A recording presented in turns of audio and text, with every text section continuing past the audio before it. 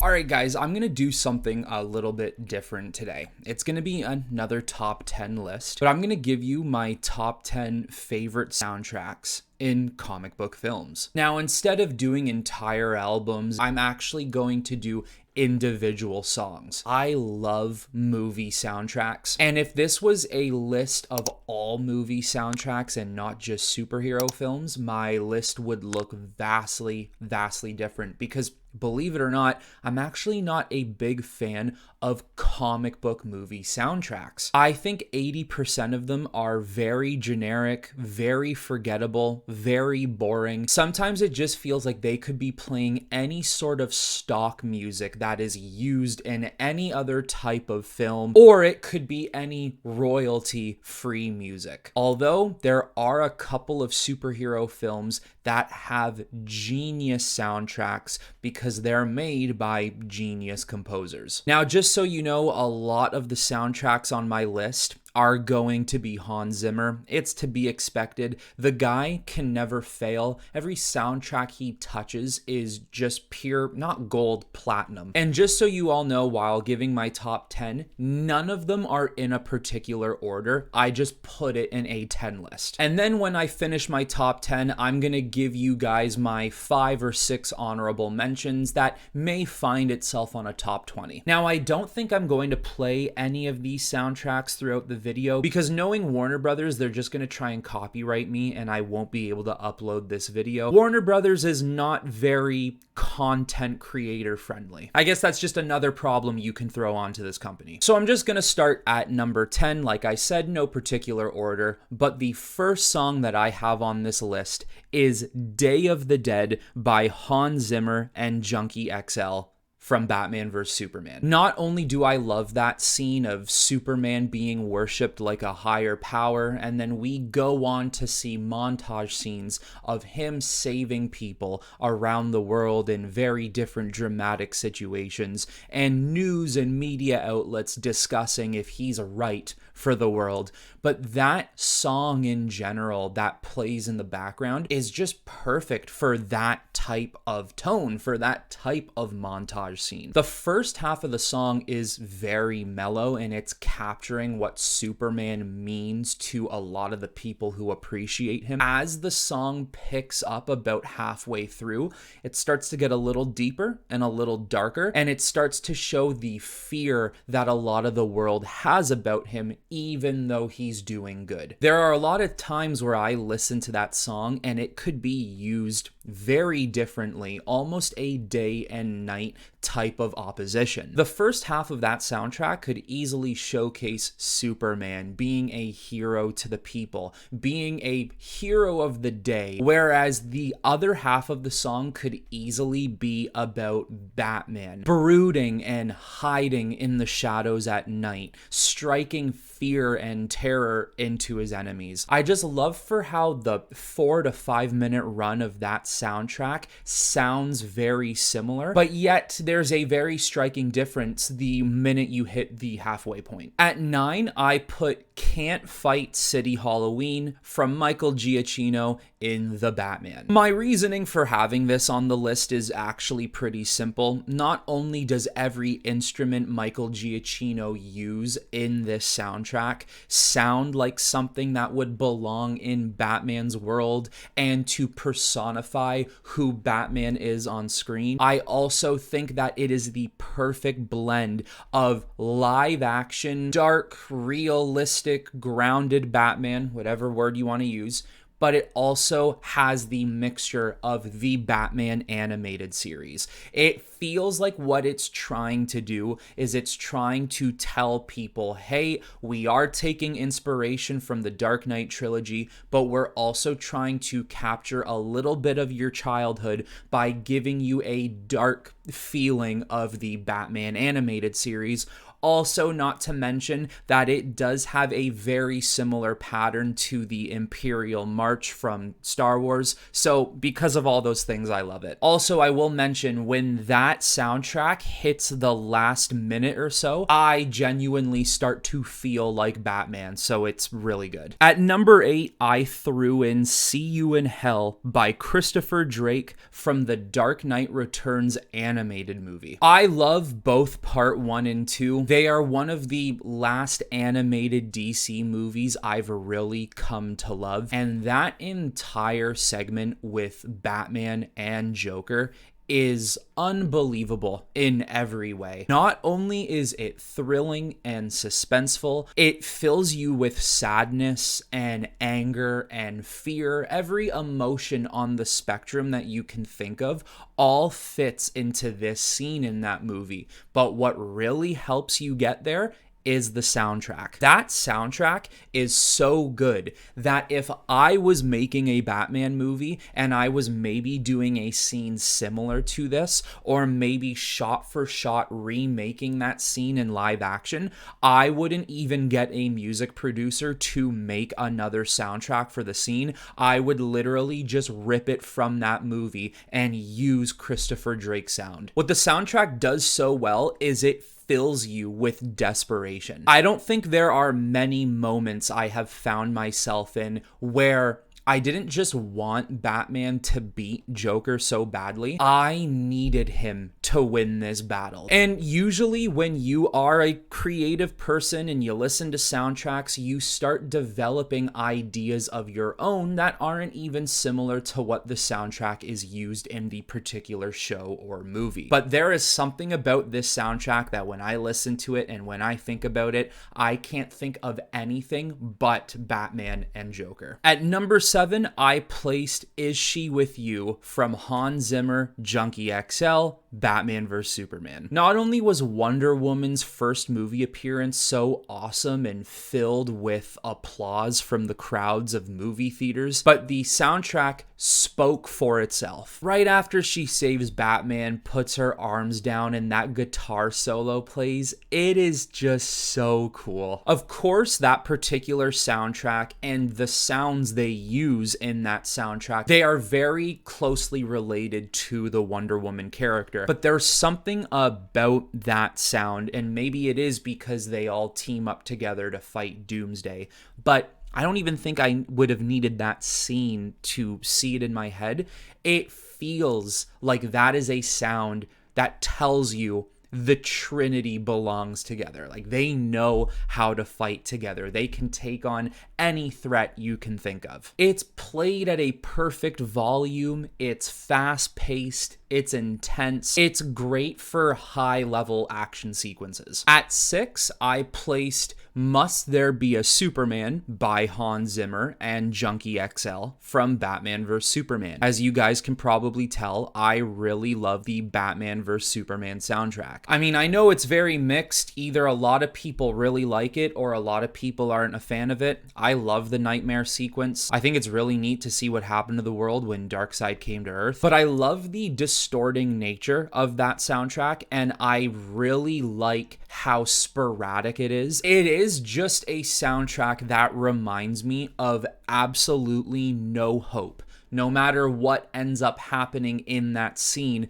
it's going to be a very bad day for Batman, and that soundtrack really captures that. And it's really interesting what music can do for movies, because without music, movies won't, of course, be as impactful as they are. So when I watch that scene, that music fits really well within the scene. But what makes it so interesting is I've watched the IMAX version of that scene where the black borders are taken away, and somehow, some way, it now makes that scene feel even more like eyes wide open crazy. Seeing all the parademons and all of Batman's men dying and Superman's soldiers coming in, and Batman is wrestling off like 6 dudes. The interconnection of the scene, the fact that it's now IMAX, and the soundtrack, Chef's kiss, I love it. But also what's really interesting about this soundtrack too is I think at any moment you could use this sound for Batman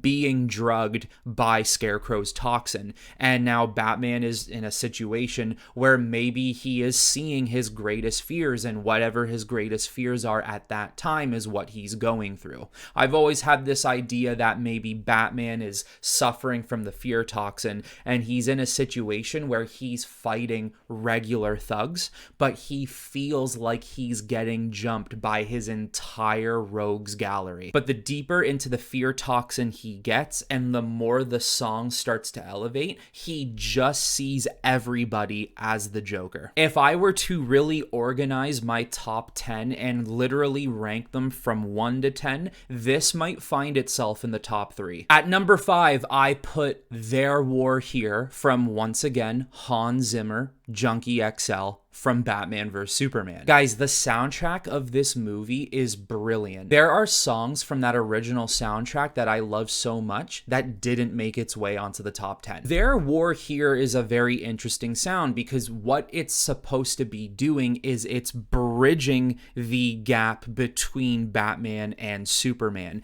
It's now connecting both sounds of worlds. The beginning of that soundtrack is an elevation where it shows Bruce coming out from the cave, immortalizing as Batman. And the next part of the song is to introduce Batman into Superman's neck of the woods by throwing him into the Superman soundtrack. I'm sure there are many soundtracks you could have already used that were made by other people that could have fit this scene. I'm sure there's a different composition they could have used for this scene, but I think why Their War Here is so important is because it is officially connecting Batman to Superman. Number 4, I have Terraforming from Hans Zimmer in Man of Steel. Terraforming is a long song. It's about 7.5 minutes. And it's basically the entire showcase of Superman going to the Indian Ocean and trying to stop the terraformer on the other side of the world. The scene is very intense because Superman is going up against his own planet's technology, which may potentially make Superman feel more human than ever. And at the same time, while trying to stop that destruction, the same destruction is going on in Metropolis, where things are far more worse because it is literally in the middle of one of the biggest cities in the DC world. Everyone is dying around it. Buildings are crumbling. The army can't do anything, and if they get too close to the terraforming machine, it is game over. So Superman has a lot on his plate here. Terraforming is another soundtrack that has a lot of different emotions. At one point, you have a very hopeful sound. At another point, you have a darker, more despair. At another, you have an action sequence. You have so many different feelings going on through these 7 minutes, which I could only imagine is what a lot of these characters would have been feeling. They're super scared about what's going on, but they still hold out this hope that Superman can pull through. The soundtrack to me is also very inspirational because, like I've mentioned before, why I love Man of Steel and Batman vs. Superman, it's because a big part of these movies is the fight for hope through adversity, fighting off that terraformer, even though it was difficult for him. In the face of adversity, he found hope, he found success, he stopped one of the terraformers,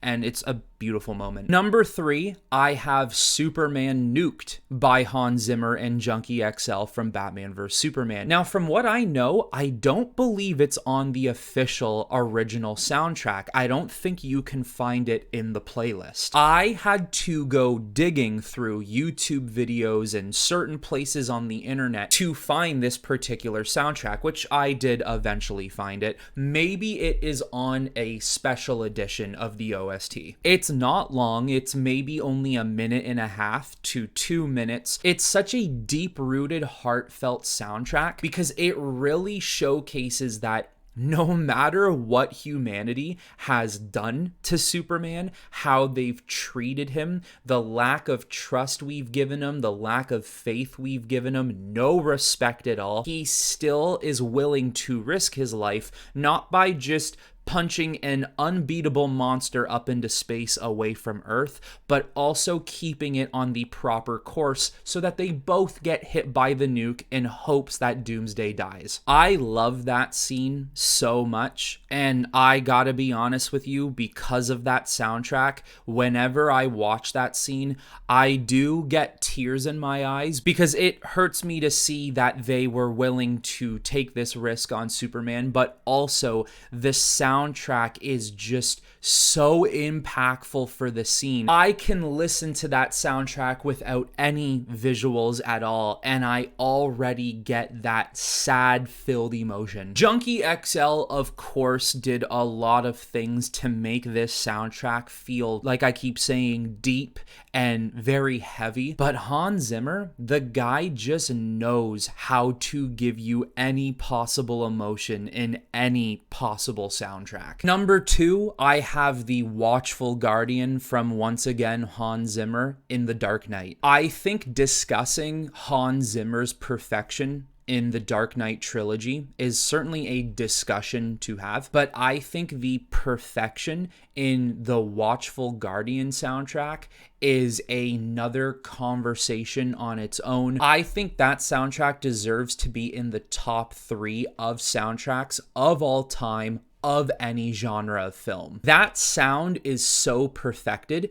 It is a story on its own. It doesn't need visuals. It doesn't need any dialogue. And it would still do a fantastic job of explaining to you what they are going for with that sound. It is the perfect representation of Batman needing to take one of the biggest sacrifices he's ever had to do in putting his own wants and needs behind him for the betterment of the people of Gotham City. And the way that soundtrack leads up to the very end of the movie and snaps right into the credits, my God, another chef's kiss. All 9 of these so far have been a chef's kiss. Honestly, we shouldn't even be kissing the chef. We should be making out with the chef at this point. We might be doing a lot more than making out with the chef at my number 1 because this soundtrack hits just before the Watchful Guardian. It is once again Hans Zimmer. It's Watch the World Burn from The Dark Knight, and this is the moment where Batman, Gordon, and Harvey Dent have that triangle face-off. Even though this soundtrack does not share any features of being happy or hopeful or exciting, it still features a ton of different ranges of emotional feelings. It showcases how this entire time, whereas yes, Joker was a very big threat, they should have been far more focused on Harvey Dent this entire movie. It shows how Joker was so smart in being able to transition Harvey Dent as Gotham's White Knight and actually turning him into a Dark Knight. Yes, whereas Joker is conceived as the biggest threat of the film because if it wasn't for him, Harvey Dent would more than likely be in a very good spot. What the Joker does is he shows Batman and Gordon that even the littlest thing can turn the city's greatest hero into their greatest threat. And at the end of the day, that's all the Joker has wanted. He has just wanted the world to burn. And he goes to a city that has shown a little bit of brightness just to burn it all over again. So there is my top 10 soundtracks in comic book films. Very DC heavy, very Hans Zimmer heavy, but that's because I find a lot of DC movies tend to have great soundtracks, and that's also because I don't really think many superhero films have good soundtracks in the first place. Now I'm gonna get to the honorable mentions. I'm not gonna last too long on these songs. I'm just going to tell you what I have just because I think they need to be mentioned. So I have 6 honorable mentions here. One is Tuesday by Hans Zimmer and Junkie XL from Batman vs. Superman, and that is when we see the birth of Doomsday. today. At number 2, I have the Electro Suite from Hans Zimmer on The Amazing Spider-Man 2. I just think it's a very unique display for not just a Spider-Man villain, but a villain in general. At 3, I have the Winter Soldier from Henry Jackman in Captain America Winter Soldier. Every time I listen to that song, it could be used as a 5 or 6 minute fight scene, which I think is actually used that way in the movie. But I could see it being used in a fight scene where the camera never cuts. It just follows the whole time. Very unique sound as well. At 4, I placed The Fire Rises by Hans Zimmer from The Dark Knight Rises. This is a very good one too because you feel Batman's revolution over boiling Bane's. And the last bit of that song where you actually get into the fight scene of Batman and Bane, it's heavy. It's good. At 5, I have Highway to the Anger Zone, Michael Giacchino, The Batman. That might be one of the best soundtracks I've ever heard when it comes to a Batmobile chase scene. Finally, at number 6, I have Agent of Chaos from Hans Zimmer, The Dark Knight. Another situation where it is a chase scene, although this time it's Batman on the Bat bike, not the Batmobile, and it is also a you are on the clock type of predicament. Now, I think there are some really good soundtracks that are used in other movies, like Zack Snyder's Justice League has a really good soundtrack, Logan has a really good soundtrack,